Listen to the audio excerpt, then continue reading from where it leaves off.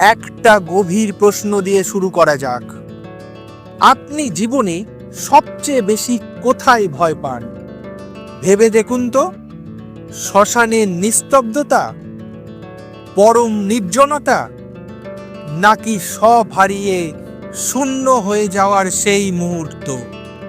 ঠিক সেই সব জায়গাগুলোর মাঝেই বাস করেন দেবাদিদেব মহাদেব।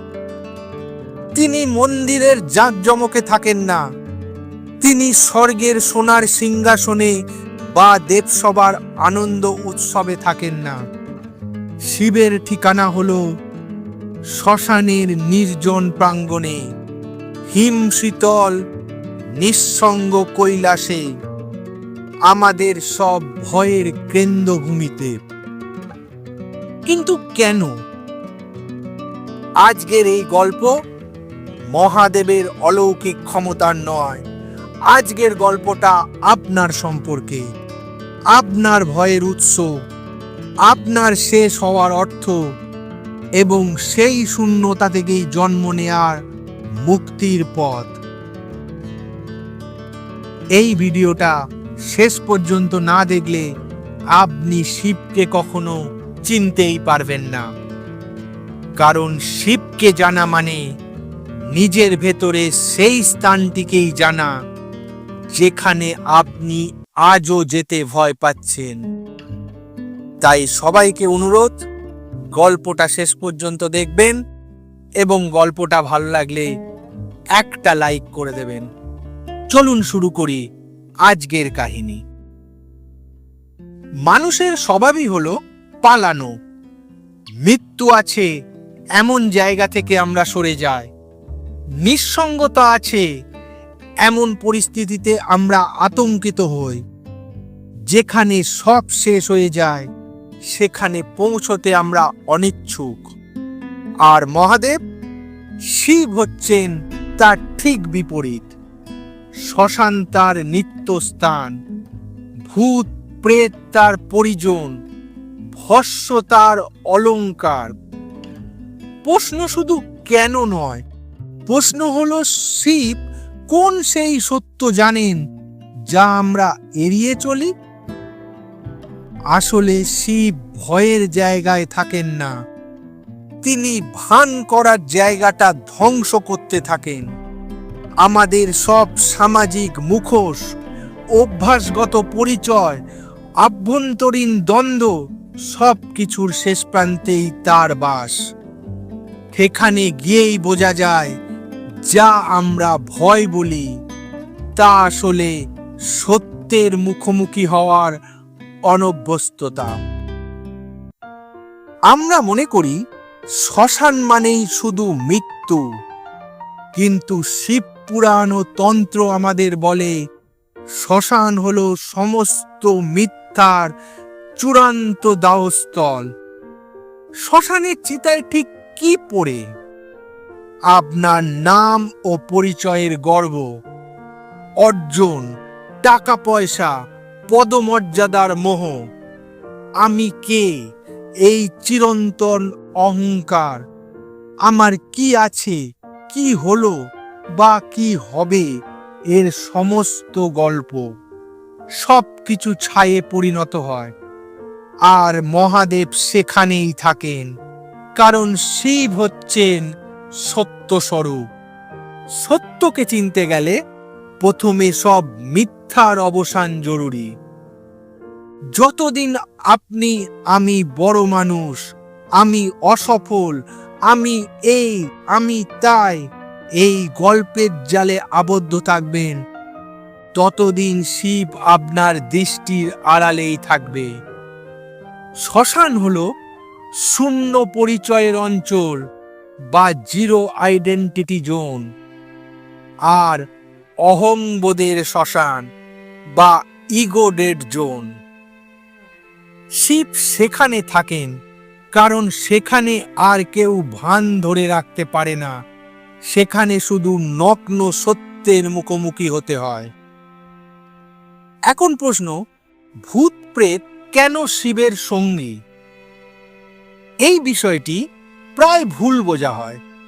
ভূত বলতে শুধু ভৌতিক সত্তাই নয়, দর্শন ও মনস্তত্ত্বে ভূত হল অপূর্ণ কামনা বাসনার আত্মা, অর্ধ বিলুপ্ত অহংকারের ছায়া, অসমাপ্ত টানাপোড়েনে ভরা জীবনের প্রতীক। শিব এই ভূত প্রেতদের ত্যাগ করেন না, বরং তাদের আশ্রয় দেন। কারণ শিব বর্জন বা রিজেকশন এর ধারণাটাই জানেন না। সমাজ যেসব কিছুর ওপর লেবেল লাগায়, নোংরা, অশুভ, ভয়ানক, শিব সেই সবগুলোকেই গ্রহণ করেন। এটা তার দর্শন যে এটাও তো আমার সৃষ্টির অংশ। আর এখানেই আমাদের জন্য সবচেয়ে বড় শিক্ষা নিহিত। আপনার ভেতরে যে অন্ধকার, ভয়, লজ্জা বা দুর্বলতা আছে, তাকে যতদিন অস্বীকার করবেন ততদিন পূর্ণতা বা মুক্তি অসম্ভব। শিব আমাদের বলেন না তুমি ভালো হও, বরং তিনি বলেন সম্পূর্ণ হও, সবটা স্বীকার করে নাও। তবেই অন্ধকার আলোর সাথে মিশে একাকার হয়ে যাবে। চিন্তা করুন তো, মহাদেব ইচ্ছে করলে স্বর্গের সিংহাসনও দখল করতে পারতেন।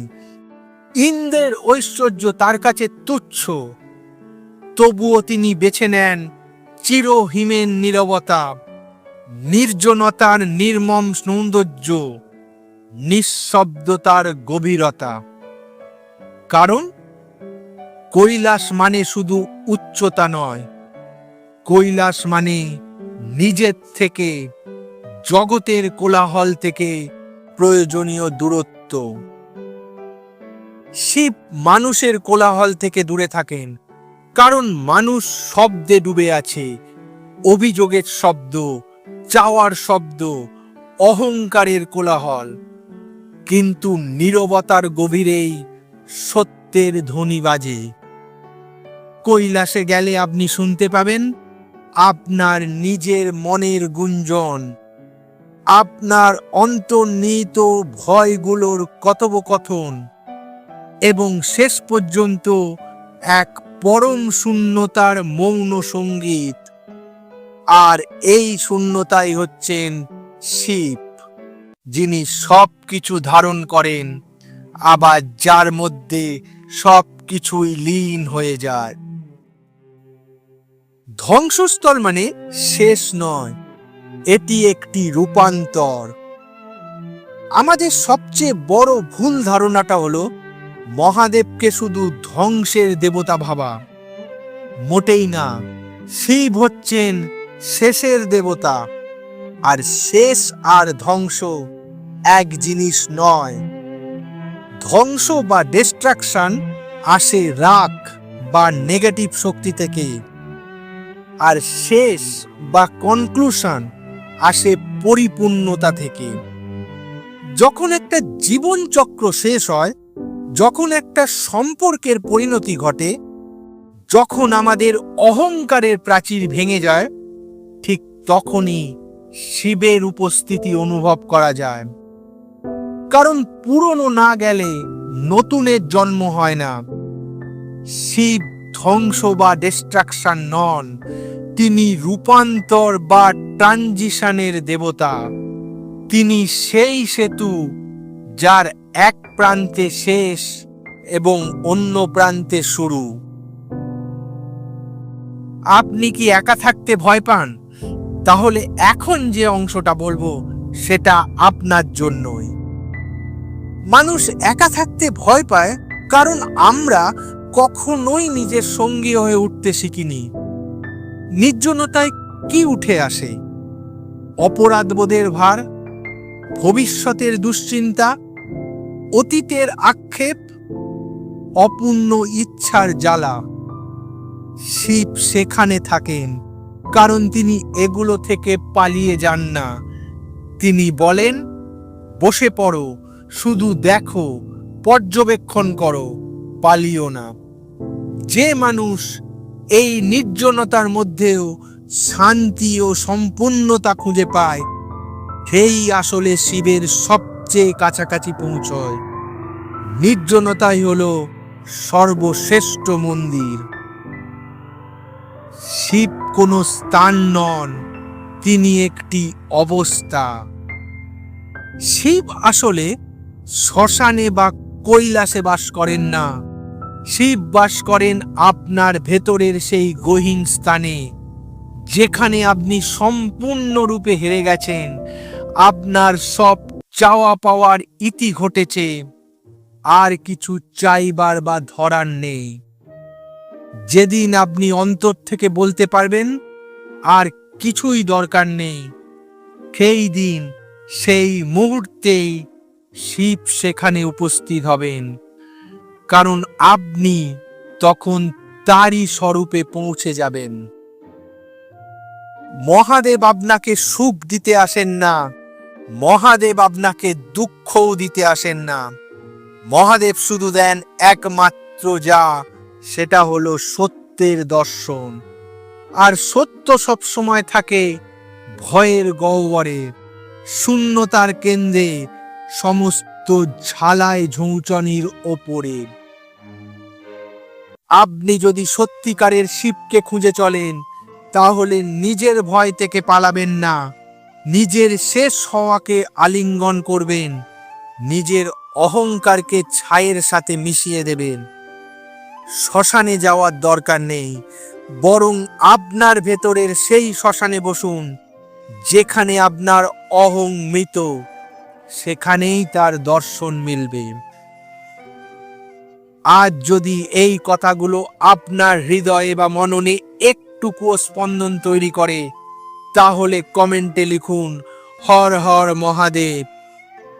আর গল্পটা ভালো লাগলে অবশ্যই একটা লাইক করবেন, বন্ধুদের সঙ্গে শেয়ার করে দেবেন, এবং মিথিক বাংলা চ্যানেলকে সাবস্ক্রাইব করতে ভুলবেন না। মিথিক বাংলা, যেখানে পুরাণ জীবন্ত হয়। হর হর মহাদেব।